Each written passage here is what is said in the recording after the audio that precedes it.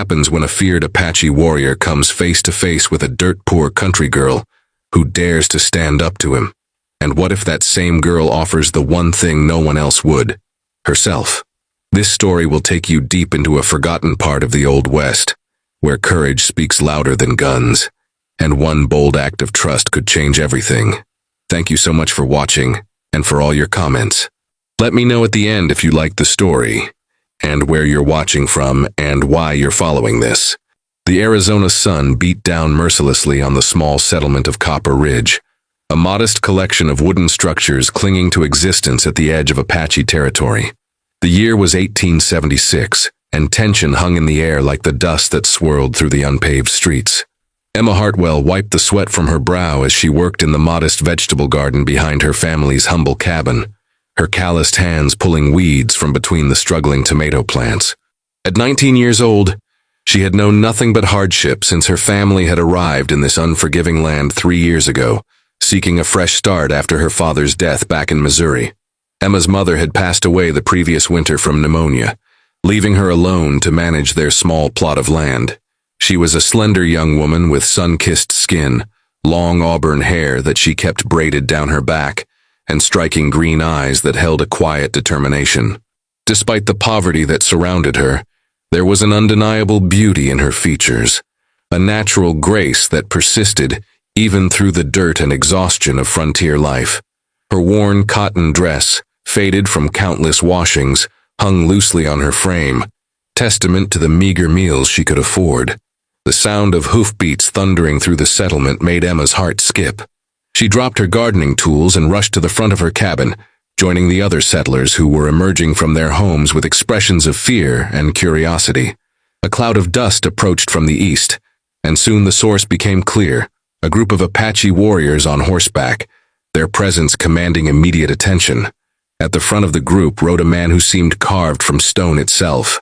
Dakota, whose name meant friend to everyone in a cruel twist of irony, was known throughout the territory as one of the most fearsome Apache warriors. At 26 years old, he sat tall and proud on his painted horse, his powerful physique evident even beneath his traditional Apache clothing. His long black hair flowed freely in the wind, and his face bore the sharp, handsome features of his people: high cheekbones, a strong jaw, and eyes as dark and penetrating as obsidian. His bare chest, marked with the scars of previous battles, displayed the muscular build of a man who had trained as a warrior since childhood. He wore buckskin leggings and moccasins, with a leather band around his forehead and traditional Apache jewelry adorning his arms. The warriors came to a halt in the center of the settlement, their horses snorting and stamping impatiently. The settlement's unofficial leader, James Crawford, a portly merchant who ran the general store, stepped forward with visible reluctance. His hands trembled slightly as he raised them in a gesture of peace. "We want no trouble," Crawford called out, his voice cracking slightly. "We have an agreement with your people. We stay on our land. You stay on yours." Dakota's expression remained impassive as he surveyed the frightened settlers. When he spoke, his English was accented but clear, learned through years of necessary interaction with the white settlers who continued to encroach on Apache territory. "Your people broke agreement. 3 days ago, white men came to our land. They shot at our hunters, killed one of our young warriors, a boy of 16 summers." Crawford's face paled. "That wasn't us. We had nothing to do with that. It must have been drifters, outlaws passing through. We can't control what other white men do." "You are all the same," Dakota replied coldly, his hand resting on the knife at his belt. "Your people take and take, promise peace, then break promises. Why should we believe your words now?" Emma felt her heart pounding in her chest as she watched the exchange. She could see the rage simmering beneath Dakota's controlled exterior, could sense how close the situation was to erupting into violence. The other warriors behind him sat ready, their faces hard and unforgiving. She knew what would happen if this confrontation escalated. Her small settlement had no real defenses, no soldiers stationed nearby. They would be slaughtered. Before she could think better of it, Emma found herself stepping forward, her worn boots kicking up small clouds of dust as she moved past Crawford. The merchant reached out to grab her arm, but she shook him off, continuing until she stood alone in the space between the settlers and the Apache warriors. Please, she said, her voice steady despite her fear. Please listen to me. Takota's dark eyes fixed on her, and she felt the weight of his gaze like a physical thing. His expression showed surprise for just a moment, before returning to its stony mask. Who are you, girl? Go back to your people before you get hurt. My name is Emma Hartwell, she said, lifting her chin slightly. And I'm asking you to hear me out. I know you have every right to be angry. I know our people have done terrible things to yours, but these people here, in this settlement, were not your enemy. We're just trying to survive, same as you. One of the warriors behind Takota said something in Apache, and several of them laughed harshly. Takota himself showed the hint of a smile, though there was no warmth in it. Survive? He repeated. You speak of survival to me. My people have survived on this land for generations beyond counting. Your people arrived like locusts, taking what is not yours, killing our buffalo, poisoning our water. And now you speak to me of survival? Emma felt her cheeks flush, but she held her ground. You're right. You're absolutely right. And I can't change what's been done. But killing us won't bring back the boy who died. It won't undo the wrongs that have been committed. It will only create more death, more pain, more reasons for our peoples to hate each other. Takota's horse shifted beneath him, and he controlled the animal with effortless ease. He leaned forward slightly in his saddle, studying Emma with an intensity that made her feel exposed. What do you know of pain, white girl? You stand there in your shabby dress in your dirt-poor settlement and you think you understand. I know that I buried my mother alone this past winter, Emma replied, her voice catching slightly. I know what it's like to be hungry, to be afraid, to wonder if I'll survive another season. I know what it's like to be looked down upon, dismissed, treated as if I don't matter. Maybe I don't understand exactly what your people have suffered, but I understand pain. I understand loss. For a long moment, Takota was silent. The wind whispered through the settlement, carrying with it the scent of creosote and dust. Finally, he spoke again, his tone slightly less harsh. You are brave, I will give you that. Foolish, but brave. What is it you want from me, Emma Hartwell? I want you to give us a chance to prove that we can live in peace, Emma said. I want you to trust me when I say that we will find out who killed your warrior and make sure they face justice. We'll work with your people, share what little we have. But please, don't punish innocent people for the crimes of others. Takota threw his head back and laughed, a sound that held no joy. The other warriors joined in, their laughter echoing through the settlement. When he looked at Emma again, his eyes glittered with something between amusement and disbelief. You want me to trust you? A poor white girl from a dying settlement? You must trust me, you say? He laughed again. Why would I trust any white person? Your people's word means nothing. Emma felt desperation rising in her chest. She took another step forward, close enough now that she could have reached out and touched Takota's horse. Because I'm willing to prove it to you. Let me come with you, to your camp. Keep me as your guarantee. If anything happens, if more of your people are harmed by settlers from Copper Ridge, then you can do what you will with me. But give these people a chance. The laughter died instantly. Takota's expression hardened into something dangerous. You would offer yourself as hostage? Do you have any idea what you're suggesting, girl? I know exactly what I'm suggesting, Emma replied, though her hands were shaking now. I'm suggesting that someone needs to be willing to take a risk for peace. I'm suggesting that trust has to start somewhere, even if it seems impossible. Crawford rushed forward, his face red with agitation. Miss Hartwell, you can't be serious. You don't know what you're saying. These are savages. They'll what? Emma turned to face him sharply. Kill me? We're all going to die right here, right now, if something doesn't change. At least this way, the rest of you have a chance. Takota watched this exchange with keen interest. When Emma turned back to face him, he studied her for another long moment before making a decision. He spoke rapidly in Apache to his warriors, and Emma could hear the surprise and disagreement in their responses. But Takota's voice rose above theirs, commanding and firm, and gradually they fell silent. Very well, Emma Hartwell, Takota said finally.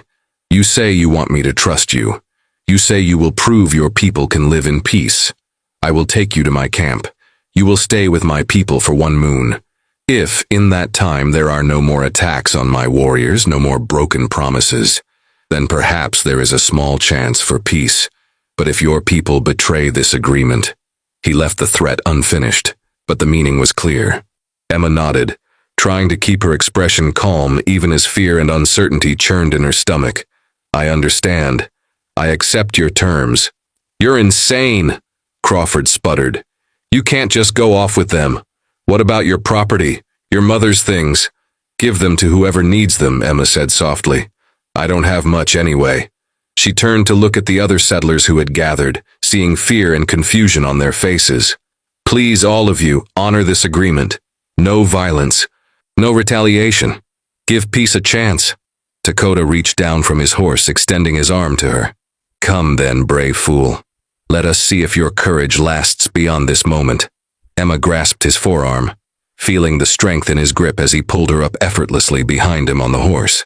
She wrapped her arms around his waist, feeling the heat of his skin, the solid muscle beneath.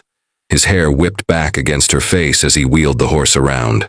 "Remember," Dakota called out to the settlers, "one moon. Any attack on my people and the girl pays the price."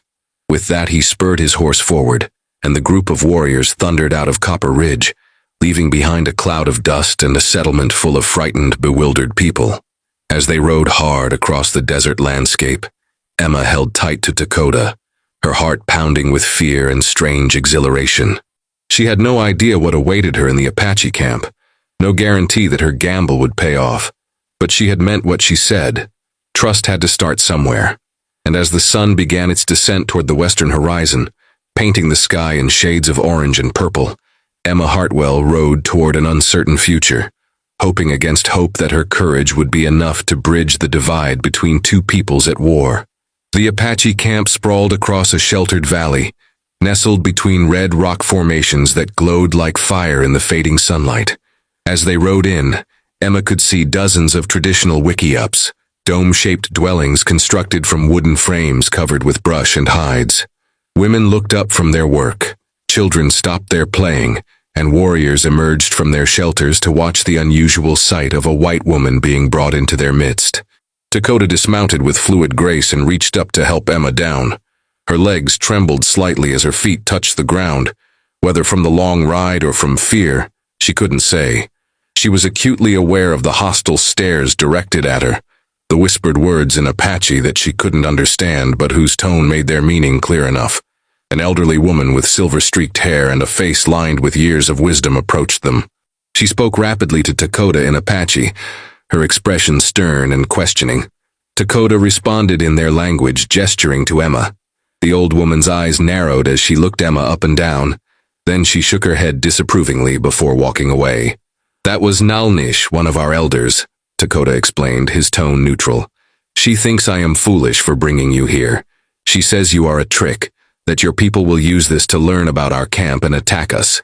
Emma swallowed hard. "And what do you think?" Dakota's dark eyes met hers with an intensity that made her breath catch. "I think you are either very brave or very stupid, perhaps both, but I gave my word, and unlike your people, Apache warriors do not break their promises." He paused, then added, "You will stay in my wickiup where I can watch you. Do not think this means you are safe. One wrong move, one hint of betrayal, and your life is forfeit. Do you understand?" "I understand," Emma replied quietly. Dakota's wickiup was larger than most of the others, befitting his status as a respected warrior. Inside, it was surprisingly comfortable, with woven mats on the ground, several beautifully crafted baskets, and various weapons arranged neatly along the curved walls. Animal hides served as blankets, and a small fire pit sat in the center, its smoke escaping through an opening at the top. "You will sleep there," Dakota indicated a spot near the wall. "I will sleep here between you and the entrance. If you try to escape, you will not get far." Over the next few days, Emma learned the rhythms of Apache life. She woke before dawn with the rest of the camp, and despite being a hostage, she insisted on making herself useful. At first, the Apache women wanted nothing to do with her, turning their backs when she approached, refusing to speak to her even when she attempted to help with their tasks. But Emma was persistent. She had grown up doing hard work, and she wasn't afraid to get her hands dirty. When she saw women hauling water from the nearby stream, she picked up a clay vessel and joined them, saying nothing, simply working alongside them. When she noticed women grinding corn into meal, she knelt beside them and began to help, learning by watching and imitating their motions. Slowly, grudgingly, some of the women began to soften toward her. A young woman named Ayana, whose name meant eternal blossom, was the first to speak to her in broken English. She was perhaps a year or two younger than Emma, with a round face and kind eyes. "Why you here?" Ayana asked one afternoon as they worked together scraping an animal hide. "Why you come with warriors? You not afraid?" Emma paused in her work, considering her answer carefully. "I am afraid," she admitted, "but I'm more afraid of what happens if our peoples keep killing each other. Someone had to try to build a bridge. I thought maybe I could be that bridge." Ayana looked at her with something like understanding in her eyes. "You are a strange white woman," she said, but there was a hint of a smile on her lips. Dakota watched these interactions from a distance, his expression unreadable. In the evenings when they returned to his wiki-up, he would question her about her life, her people, her motivations. At first his questions felt like interrogations, but gradually, their conversations began to shift into something different. "Tell me about your mother," he said one night as they sat by the small fire. The flickering light cast shadows across his handsome features, softening the hard edges slightly. Emma felt the familiar ache in her chest at the mention of her mother. "She was strong," she said softly. "Even when we had nothing, even when we were hungry and cold, she never gave up. She taught me that the measure of a person isn't in what they have, but in how they treat others, especially those who have less than they do." Dakota was silent for a moment, staring into the flames. "My mother died when I was 12 summers old," he said finally, "killed by white soldiers who attacked our camp. They said we had stolen cattle. We had not, but that did not matter to them. They came at dawn, shot anyone who moved. My mother was trying to protect my younger sister." His jaw clenched. "I became a warrior that day, even though I was still a boy. I swore I would never let white men hurt my people again." Emma felt tears prick at her eyes. "I'm so sorry, Dakota. There are no words for how terrible that is." He looked at her sharply. "Do not pity me, white girl. I do not need your pity." "It's not pity," Emma said firmly. "It's sorrow. Sorrow that the world can be so cruel, that people can be so hateful. My sorrow doesn't diminish your pain or make what happened any less terrible. It just means I wish it hadn't happened."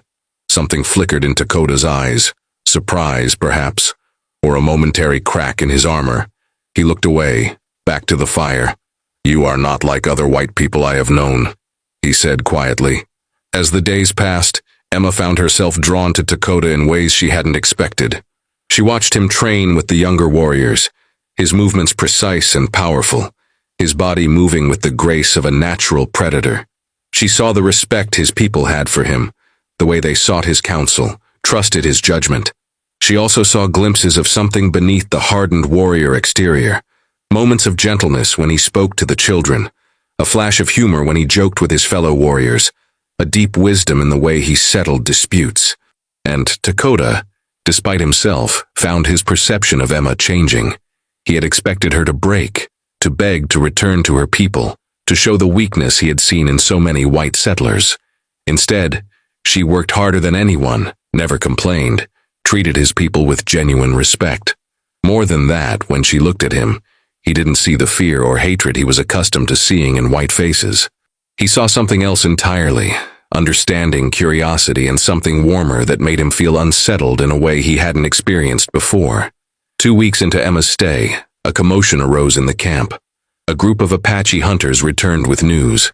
They had spotted a band of white men heading toward Apache territory, heavily armed and looking for trouble. The camp erupted into urgent activity, warriors gathering their weapons, preparing for a potential attack. Dakota immediately went to his wiki-up, where Emma was grinding cornmeal. His expression was grave. "White men are coming. Armed. This is what I feared would happen." Emma stood quickly, her heart racing. "Are you sure they're from Copper Ridge? Maybe they're the same outlaws who killed your warrior before. Does it matter?" Dakota's voice was hard. They are your people. You promised me peace. Please, Emma said urgently, grabbing his arm. Please let me go to them. Let me find out who they are and what they want. If they're from my settlement, I'll convince them to turn back. If they're outlaws, then your warriors can deal with them however you see fit. But don't assume the worst until we know for certain. Dakota stared at her, conflict evident in his eyes. If I let you go to them, you could escape. Return to your people and never come back. Emma met his gaze steadily. I could, but I won't. I gave you my word, Dakota, just like you gave yours. Let me prove that my word means something. After a long moment, Dakota made his decision. Very well, but I go with you. And if this is a trap, Emma Hartwell, you will be the first to die. They rode out together, Dakota and 4 of his warriors, with Emma mounted behind Dakota once again. As they approached the area where the white men had been spotted, Emma felt her stomach twist with anxiety. Everything depended on what happened in the next few minutes. The group of white men, 6 of them, were indeed heavily armed, carrying rifles and revolvers. But as they drew closer, Emma's heart sank. She recognized one of them, a drifter named Jack Sutter, who had passed through Copper Ridge several times, always causing trouble, always looking for a fight. That's them, one of the men shouted when he saw the Apache warriors. Told you we'd find some of these savages out here.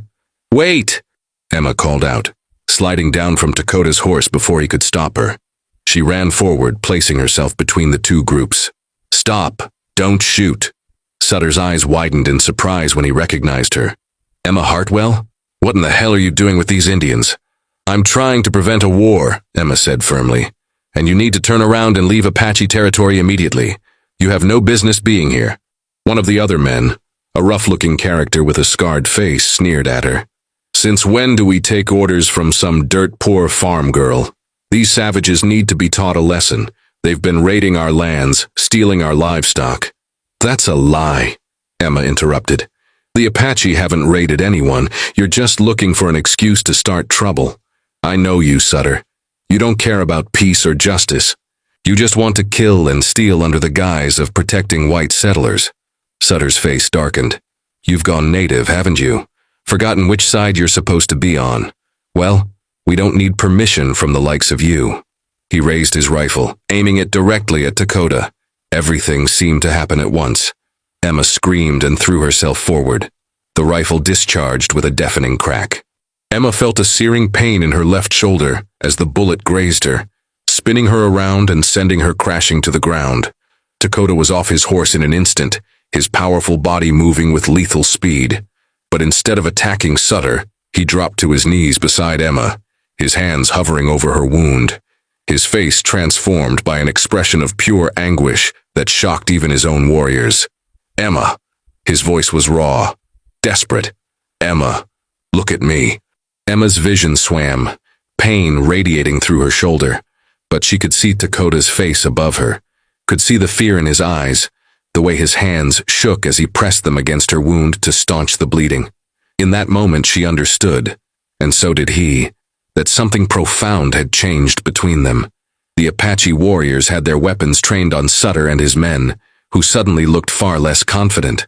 Sutter's face had gone pale, realizing what he had done. You shot her, Dakota said, his voice deadly quiet. You shot a white woman trying to protect us, your own people. One of Dakota's warriors, a fierce-looking man named Cayley, moved forward with his weapon raised, ready to strike down Sutter and his companions. But Dakota held up his hand, stopping him. His eyes never left Emma's face as he spoke in Apache, his voice carrying absolute authority. The warriors hesitated, then slowly lowered their weapons, though their expressions remained hostile.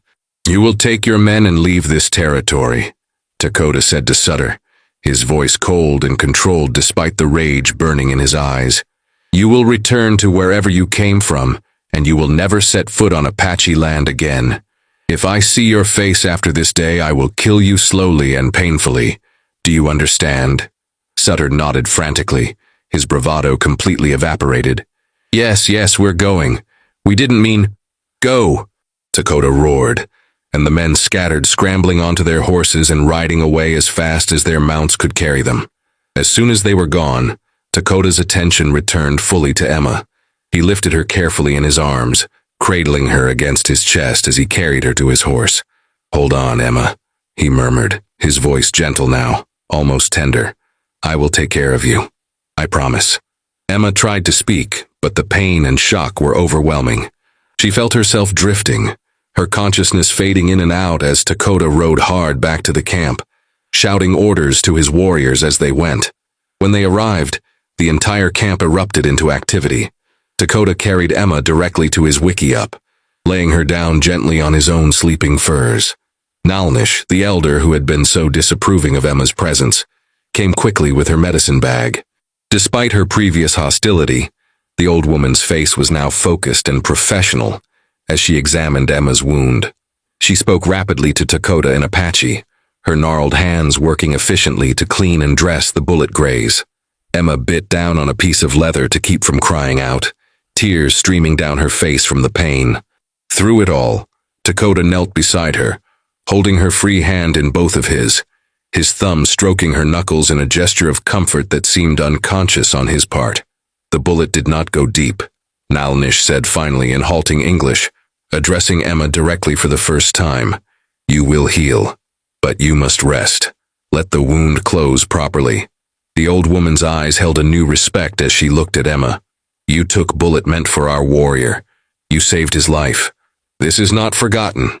Over the next several days, Emma recovered in Dakota's wickiup. He barely left her side, bringing her food, changing her bandages with surprising gentleness, sitting with her through the nights when fever made her restless and delirious. During one such night, Emma woke to find Dakota bathing her forehead with cool water, his face etched with worry. "You should sleep," she whispered, her voice hoarse. "I cannot," he replied quietly. "Every time I close my eyes, I see that moment.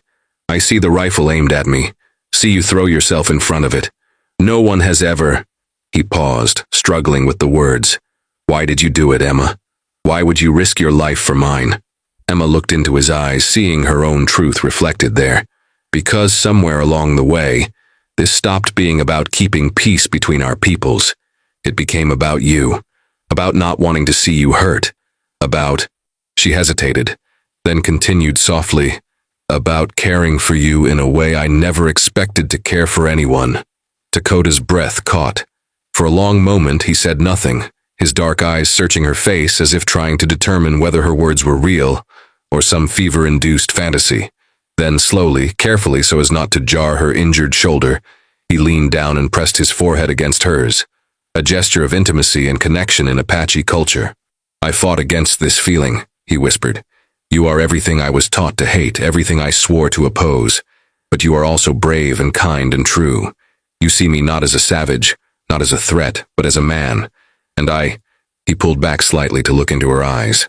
"I see you not as a white woman, not as an enemy, but as someone precious, someone I would protect with my life, just as you protected mine." Emma's heart soared despite the pain in her shoulder. She reached up with her good hand to touch his face, feeling the warmth of his skin, the strong line of his jaw. "What do we do now, Dakota? Our peoples are still at war. Even if we feel this way about each other, how can it ever work?" "I do not have all the answers," Dakota admitted, "but I know that what we feel is real, and I know that you have already proven something I thought impossible, that there can be trust between Apache and white. If we can find that trust, perhaps others can too." As Emma healed, the dynamic in the camp shifted dramatically.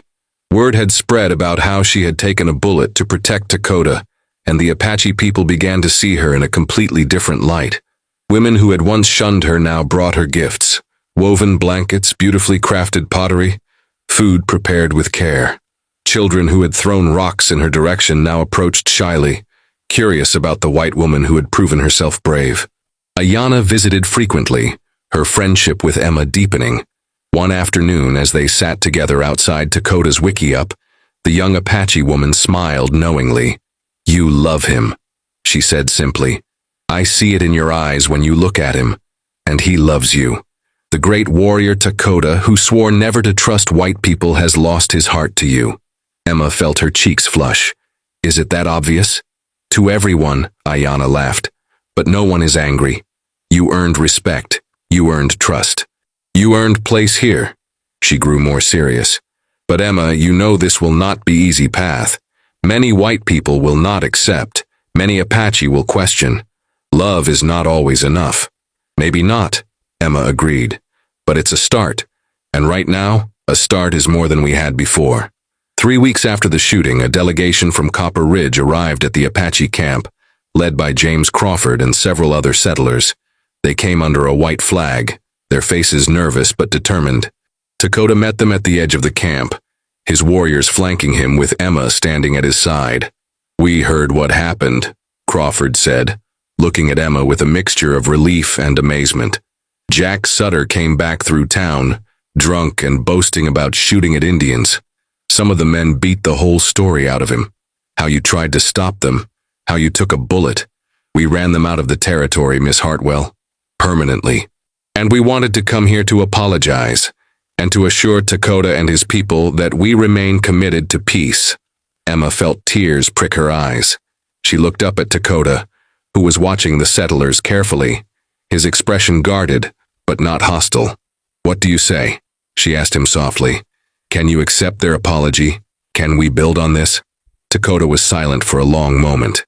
Then he stepped forward, and to everyone's surprise he extended his hand to Crawford, a gesture of peace in the white man's tradition. My people have a saying, Dakota said. It is not the first step that is hardest, but the second, and the third, and all the steps that come after. Peace is not one moment. It is many moments, many choices, every day. Are your people willing to make those choices? Crawford grasped Dakota's hand firmly. We are, I swear it. We want peace. We want to live as neighbors, not enemies. Over the following weeks, a remarkable transformation took place. Delegations traveled between Copper Ridge and the Apache camp regularly. Trade began, the Apache offering beautifully crafted goods, knowledge of the land, and hunting skills, while the settlers provided tools, seeds, and other supplies. Misunderstandings still occurred. Tension still flared occasionally, but now there was a framework for resolving conflicts peacefully, and both sides committed to making it work. Throughout all of this, Emma remained with Dakota. As her shoulder healed completely, she found herself fully integrated into Apache life, learning their language, their customs, their ways. But she also served as a bridge, helping her people understand Apache culture, translating not just words but meanings and intentions. One evening, as the sun set in a blaze of orange and red across the desert sky, Dakota took Emma's hand and led her away from the camp to a high place overlooking the valley. The land stretched out before them in all its harsh, beautiful glory. I need to ask you something, Dakota said, turning to face her. In the fading light, he looked like something carved from the rock formations around them. Strong, enduring, magnificent. I know this life is not what you were born to. I know it is hard, that you have given up much to be here. If you wish to return to your people, to live among whites again, I would understand. I would not hold you here against your will. Emma felt her heart clench. Is that what you want? For me to leave? No, Dakota said fiercely, pulling her closer to him. What I want is for you to stay with me always. What I want is to wake beside you every morning and sleep beside you every night. What I want is to build a life with you, to face whatever comes together. But I will not ask you to sacrifice everything for me unless I know it is truly what you want. Emma reached up to cup his face with both hands, looking deep into his eyes. Dakota, I already told you once, this stopped being about sacrifice a long time ago. Being with you, being here. This is where I choose to be. Not because I have to, but because there is nowhere else I want to be. You are my home now. Dakota's arms came around her, holding her close but carefully, always mindful of her still healing shoulder. Then stay with me, Emma Hartwell. Be my wife in the eyes of my people and yours. Help me continue building this peace between our worlds. Let us prove that love can bridge even the widest divide. Yes, Emma whispered, tears of joy streaming down her face. Yes to all of it, forever, yes. They married in a ceremony that blended both Apache and settler traditions, witnessed by people from both communities. Nalnish performed the Apache rituals, blessing their union and welcoming Emma officially into the tribe. Crawford, in his capacity as the closest thing Copper Ridge had to an official, performed a simple civil ceremony. It was unusual, unprecedented, and absolutely perfect. As Emma stood beside Dakota, surrounded by people from both worlds who had once been enemies but were now working toward being friends, she thought about that day in Copper Ridge when she had stepped forward and asked a feared Apache warrior to trust her. He had laughed at her then, unable to imagine such a thing. But she had been right. Trust had to start somewhere. Love had to start somewhere. Peace had to start somewhere. And it had started with a poor country girl and a warrior who had learned to see past hatred to the possibility of something better. The months that followed were not always easy. There were setbacks, disagreements, moments when old prejudices threatened to undo all the progress that had been made. But whenever such moments arose, people would remember Emma and Dakota, the impossible couple whose love had sparked a transformation. They would remember that if these two could find common ground, surely others could as well. Emma learned to live fully as an Apache woman while never forgetting her roots. She became a teacher to both communities, sharing knowledge and fostering understanding. Dakota, for his part, became a leader not just of warriors, but of peace, using his strength and courage to protect the fragile alliance between peoples. On a warm spring evening, a year after their marriage, Emma and Dakota sat together outside their wickiup, watching the stars emerge in the darkening sky. Emma's hand rested on her swollen belly, where their child grew, a child who would belong to both worlds, who would be a living symbol of what was possible when people chose love over hate, trust over fear. "Do you ever regret it?" Dakota asked quietly, his hand covering hers. "Stepping forward that day? Offering yourself to save people who had so little?" Emma smiled, leaning her head against his strong shoulder. "Not for a single moment. That day, I was just a poor country girl asking a feared warrior to trust me. I had no idea it would lead to all of this. To you, to us, to a future I never dared to dream of.